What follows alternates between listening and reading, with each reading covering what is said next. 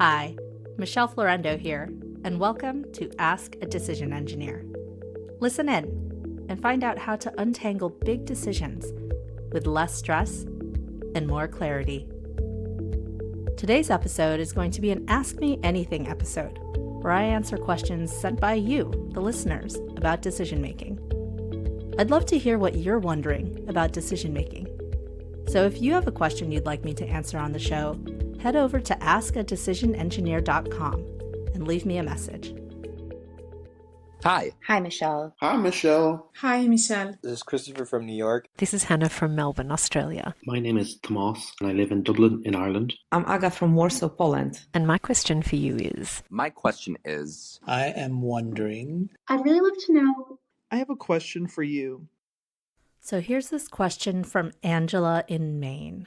Hi, Michelle. My question for you is, when you've come to the understanding that you have made an incorrect decision in a certain situation, how do you then regain the confidence and the clarity to go back and either correct that decision or make a better decision in the future?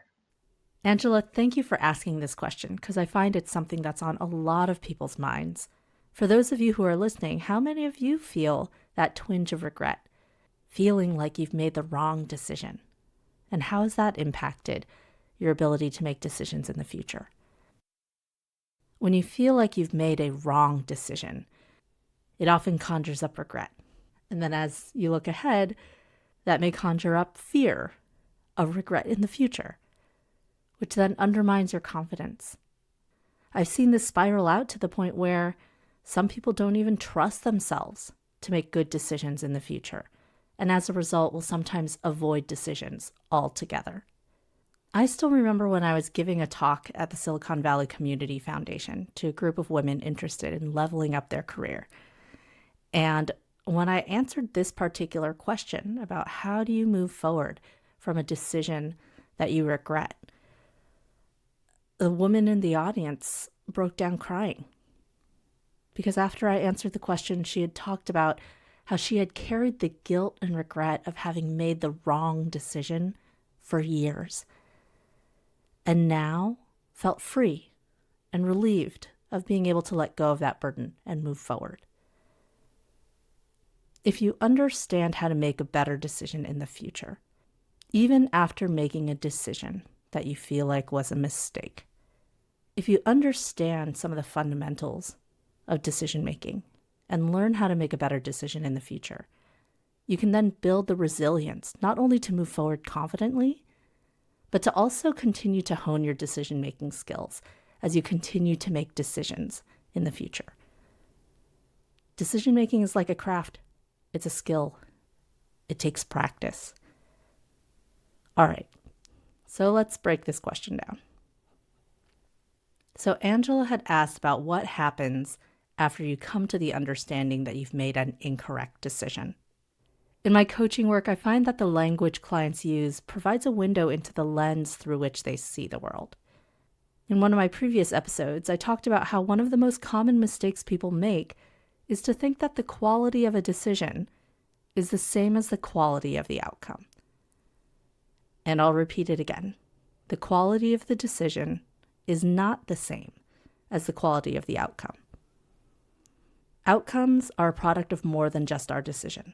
Outcomes are a product of our decision plus factors outside of our control. For example, I have a toddler. He likes to go to the park. And so, on one particular day, we're deciding whether or not we should go to the park.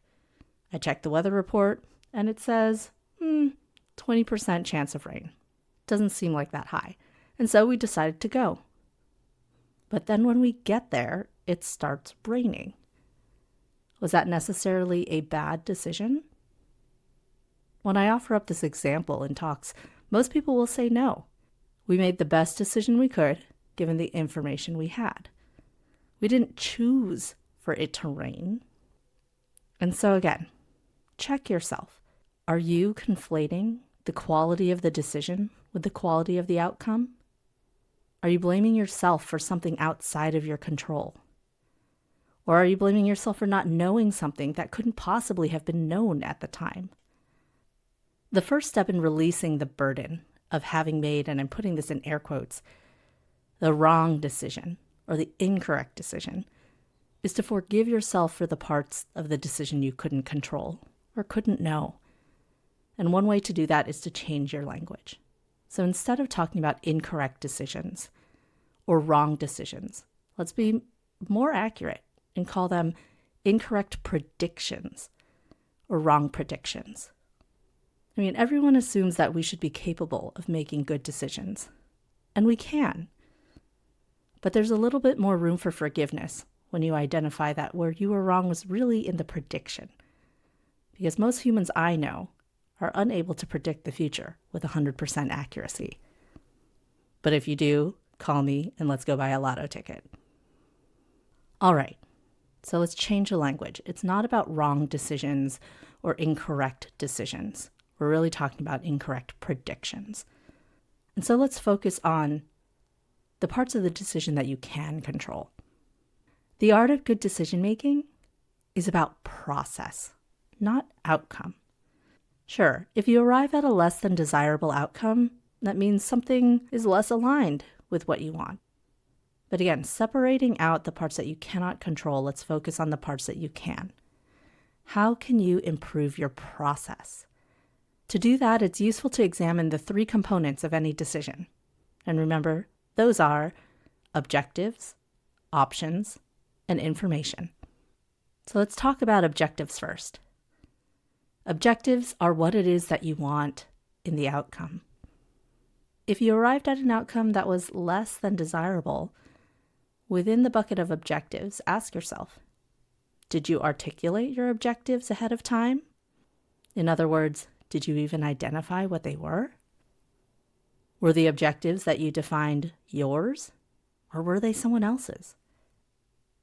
Were they relevant to your current point in life versus objectives you may have rolled over from an earlier stage that might have worked then, but not so much now? And did you take time to identify your priorities and what trade-offs you were willing to make? Maybe you did a good job of defining your objectives. And so it's useful to look at other areas of the decision-making process. Let's talk about options. So options are the different courses of action that you could have chosen among. When it comes to options, one of the most important things to do is to ensure that you're not limiting yourself too much and that you aren't overwhelming yourself too much.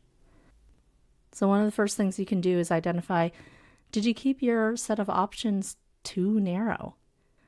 Were you only acknowledging the options that were immediately desirable? Or did you also acknowledge the options you were ruling out and why? Sometimes people have a tendency to focus on binary choices, to do this or to not to do this. But did you look beyond the obvious? Were there other options available, or even blended options you could pursue? Or possibly sequential decisions you could make? Lastly, you can examine how you processed information about the decision. And remember, the information piece is simply what data do you have on how each of those options can deliver against the objectives that are important to you. Did you take time to identify what information was most critical? From where did you gather your information? Did you check in with all your personal sources of information, whether they be cognitive, emotional, somatic, social? After seeing the outcome, is there anything you would tweak about how you gathered information? And again, pay attention to whether you're actually capable of collecting that information, because sometimes there are cases where things are just unknowable. So based on this examination of your process around defining objectives, identifying options, and understanding the information available, what is it that you would do differently in the future? How is it that you might adjust your process? All right, so we talked about reframing how you think about the quality of a decision and really identifying that the quality of a decision is not the same as the quality of an outcome. So it's not about making wrong decisions. It's more about wrong predictions, which allows you to then focus on your process. We talked about how to improve your process by examining the 3 different components of any decision. And so now it's time to talk about the future. One thing to remember is that you always have an opportunity to make a new decision. There's this common misconception that decisions are one and done. Oftentimes when we're in the midst of a decision, we feel like it's the one thing that's going to determine the rest of our lives. But decisions are rarely one and done, where a single decision puts you on an irreversible trajectory that you cannot do anything about. Some decisions may be difficult or even costly to reverse, but the important thing to remember here is that whenever any of those 3 components of a decision change, objectives, options, information, maybe your objectives have changed, maybe there are new or different options on the table, or you have more information about how the 2 intersect. Whenever there's a change, there's an opportunity to make a new decision. The best decision makers know that it's less about being right and more about being resilient, because decision making is a skill, and continuing to make decisions is how you improve. You improve by continuing to boldly identify what you can do in the current point in time and refine your process, and not in the knee-jerk way born of the fear of being wrong, but to really take a step back and observe, what is it that you can do differently? That's how you improve, by continuing to decide over and over and over. Life is the sum of your decisions, and you always have a choice. So I hope you'll take it. Thank you so much for listening to this episode. If you know of someone who might benefit from understanding how to make better decisions, send them a link to our website, askadecisionengineer.com.